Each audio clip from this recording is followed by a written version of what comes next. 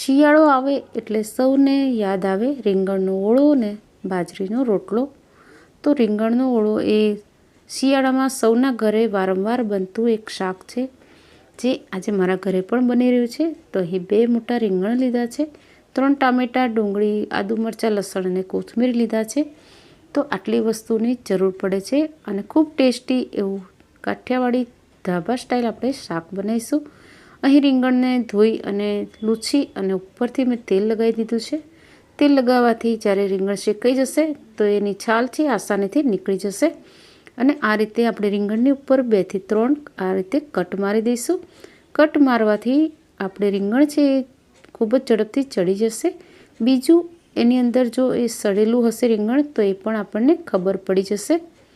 તો 2 થી 3 કટ આપણે મારવાના અને અંદર સુધી થોડો એને કટ મારવાના ઊંડો. અને હવે આપણે એને શેકી લઈશું. તો અહીં મીડિયમ ગેસે આપણે બંને રીંગણને શેકી લઈશું. તો એક રીંગણને મેં આ રીતે જાળી ઉપર મૂક્યું છે, સાથે લસણને પણ મૂકી દીધું છે શેકાવા. લસણનો સ્વાદ ખૂબ સરસ લાગશે જ્યારે આ રીતે શેકશો. તો જો તમારી પાસે લસણની કળી ફોલેલી હોય તો તમારે આ રીંગણ છે એની જે આપણે કટ મારે છે એની અંદર જ ભરાઈ દેવાની અને એ રીતે એને શેકી લેવાનું રીંગણને. બીજા રીંગણને પણ મેં આ રીતે બીજી સગડી પર મૂકી અને શેકી લીધું છે. તો લગભગ 4 થી 5 મિનિટમાં સરસ રીતે આ રીંગણ શેકાઈ જતું હોય છે. તો જ્યારે તમે કોઈ કાઠિયાવાડી ઢાબા પર જાઓ ત્યારે ત્યાં આગળ જે રીંગણ શેકાતા હોય છે એની સુગંધ આવતી હોય છે, સાથે રીંગણ જે રોટલા બનતા હોય છે એની ખૂબ સરસ સુગંધ આવતી હોય છે. તો આજે એવું જ આપણે શાક બનાવીશું, જે બિલકુલ તમને ઢાબા ઉપર જે તમે રીંગણનું શાક ખાઓ છો બિલકુલ એવું જ બનશે. તો અહીં જે લસણ છે એ આ રીતે શેકીને આપણે ફોલીશું તો એ ખૂબ ઝડપથી ફોલાઈ જશે. તો રીંગણ ચડી ગયા છે અને આ રીતે ચપ્પાથી આપણે અંદર ચેક કરીશું. ચપ્પુ આસાનીથી અંદર સુધી જતું રહે એટલે સમજી જવાનું આપણું રીંગણ છે એ સરસ શેકાઈ ગયું છે. બંને રીંગણ સરસ રીતે શેકાઈ ગયા છે તો એને સાઈડમાં મૂકીશું. અને આપણે લસણ ફૂલાઈ ગયું છે તો એ ડુંગળી લીધી છે, એને પણ આપણે થોડી એની જે છાલ છે એના છોડિયા એને આપણે કાઢી નાખીશું. તો અહીં આપણે ટામેટાને પણ ક્રશ કરી લઈશું અને આદુ, મરચાં, લસણ અને ડુંગળી છે એને પણ આપણે ચોપરમાં ચોપ કરી લઈશું, જેથી આપણે ઓળો બનાવવાનો છે એના માટેની જે મહેનત છે થોડી ઓછી થઈ જશે. તો આ રીતનું ચોપર હોય એ ખૂબ યુઝફુલ છે અને જો ચોપર હોય તો એની અંદર ફટાફટ આ રીતે ડુંગળી અને બધી જ વસ્તુ એકદમ ઝીણી કટ થઈ જાય છે. તો ટામેટાં અહીં 3 લીધા છે મેં, એને આપણે ચોપરમાં ચોપ કરી લઈશું અને ત્યારબાદ ડુંગળી, આદુ, મરચાંને પણ એ રીતે જ ચોપ કરી લઈશું. જ્યારે આ રીતના ચોપરમાં આપણે ચોપ કરીએ છીએ ત્યારે એકદમ ઝીણું એનું કટિંગ થાય છે. અને હવે આપણે જે રીંગણ છે એની આપણે છાલ કાઢી નાખીશું. તો તમે જોઈ રહ્યા છો આપણે તેલ લગાવીને શેક્યા છે તો એની જે છાલ છે એકદમ આસાનીથી આપણે કાઢી શકીએ છીએ. તો બસ આ રીતે આપણે બંને રીંગણની છાલ કાઢી અને આ રીતે ચપ્પા વડે જ આપણે થોડું એને કટ કરી લઈશું. હાથ વડે એને મસળીને નહીં કરવાનું, નહીં તો જે ઓળો છે એકદમ ચીકણો બનશે. અને હવે જે ઢાબા પર આપણે જે રીંગણનું શાક કહે છે રીંગણનો ઓળો, એને એ લોકો એમાં મોટે ભાગે આ રીતનું જે સરસ્યું આવે છે એનો યુઝ કરે છે. મસ્ટર્ડ ઓઇલ કહીએ છીએ એનો યુઝ કરે છે. તો અહીં 2 ચમચી મેં મસ્ટર્ડ ઓઇલ લીધું છે. એ ધુમાડા નીકળે એટલું ગરમ થયા પછી એને મેં ગેસ બંધ કરી થોડું ઠંડુ થવા દીધું છે. અને ત્યારબાદ આપણે જે આદુ, મરચાં, લસણ, ડુંગળી નાખ્યા અને એની સાથે જે કોથમીર છે એની દાંડી છે એને મેં એકદમ ઝીણી સમારી લીધેલી એ પણ અંદર નાખી દીધી છે. કોથમીરને નથી નાખવાની, એની દાંડી છે એને નાખવાની. તો જ્યારે તમે કોઈ પણ શાક બનાવો અને કોથમીર નાખવાની તો એની દાંડી છે એ કાયમ વઘારમાં નાખી દેવી, ખૂબ સરસ ટેસ્ટ આપે છે. અહીં આપણે થોડું મીઠું નાખી દઈશું. મીઠું નાખવાથી ડુંગળી છે થોડી સરસ રીતે સંતળાઈ જશે. અને હવે આપણી ડુંગળી છે એ સારી રીતે સંતળાઈ ગઈ છે.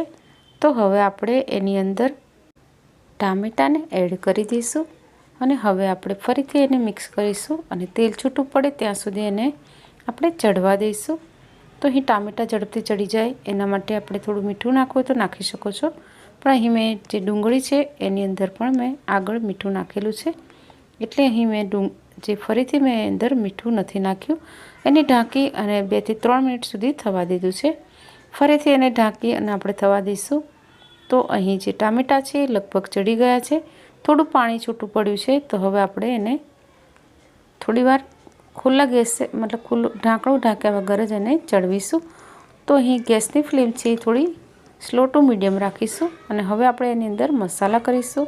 તો અહીં અડધી ચમચી તીખું લાલ મરચું, અડધી ચમચી હળદર અને ધાણા જીરું આપણે નાખ્યું છે, 1 થી 1.5 ચમચી જેટલું. તો અહીં આપણે બધા જ મસાલા થઈ ગયા છે.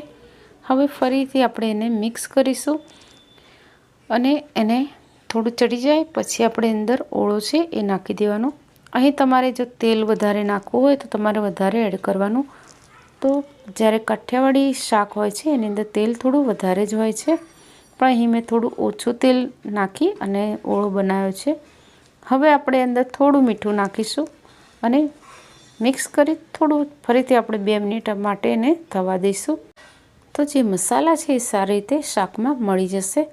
તો હવે આપણે જે ગ્રેવી છે એમાંથી થોડું ઘણું તેલ છૂટું પડ્યું છે, તો હવે અંદર આપણે ઓળો છે એને ઉમેરી દઈશું.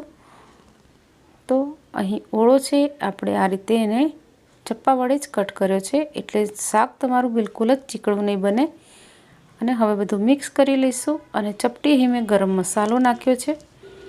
તો આ જે ઓળો છે એને તમે રોટલા સાથે ખાશો તો ખૂબ સરસ એનો ટેસ્ટ લાગે છે. કાઠિયાવાડી ઢાબા પર રોટલાની સાથે આપણે આ રીતનો રીંગણનો ઓળો ખાતા હોઈએ છીએ. સાથે લીલી ડુંગળી યા સૂકી ડુંગળી હોય, તળેલા મરચાં યા શેકેલા મરચાં હોય તો ખાવાની ખૂબ જ મજા આવે છે. તો હવે આપણું શાક છે એ બનીને રેડી છે. જે થોડું ઘણું આપણે ઉપરથી જે કોથમીર છે એ ભભરાઈશું. એના પહેલાં અહીં 2 થી 3 ચમચી મેં સિંગ તેલ ઉમેર્યું છે. તો આ રીતે લાસ્ટમાં સિંગ તેલ ઉમેરવાથી એની અંદર સુગંધ આવે છે સિંગ તેલની, જાણે આપણે સિંગ તેલમાં બનાવ્યો હોય એવું એનું સુગંધ અને સ્વાદ આવે છે. અને મેં કહ્યું એમ ચપટી અંદર ગરમ મસાલો નાખ્યો છે. ઉપરથી કોથમીર નાખી અને લીંબુ નિતારીશું અને આપણો ઓળો બનીને રેડી છે.